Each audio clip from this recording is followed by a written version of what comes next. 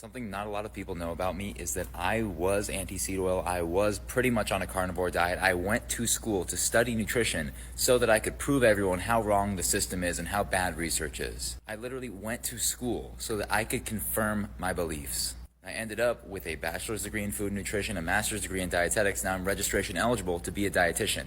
And you want to know what I figured out? I was wrong. A lot of people will say, oh, well, you just got indoctrinated. You spent years in this camp where they taught you all this stuff that's wrong. No, I was just exposed to enough information to realize that I was living in an echo tunnel that was trying to convince me with propaganda to believe something that wasn't true. No matter how strongly you hold your beliefs, you should always be willing to change them when presented with enough evidence to show that you might be wrong. And a lot of people don't realize that is the crux of science. It is adapting your opinion over time with new evidence. That's why you are continually testing things. And if there is nothing that could ever change your mind, then you do not have a scientific mind. You are just stubborn and closed-minded. Wow, this video by Jacob is absolutely perfect. If I could share it 1,000,000 times, I would.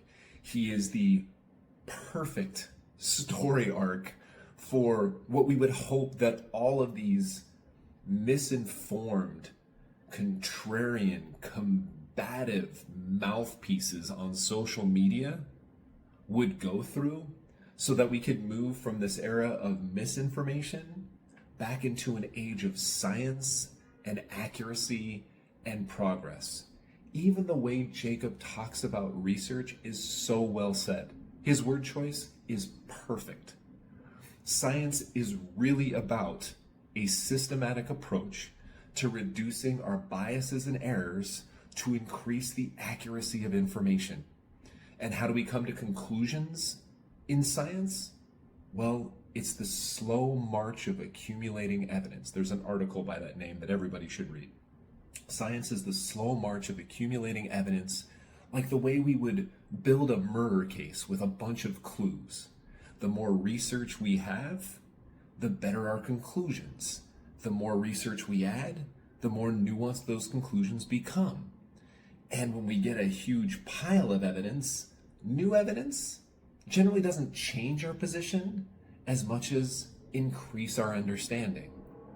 Let's hope that more people follow in Jacob's footsteps and that we start heading into an evidence-based, research-supported era.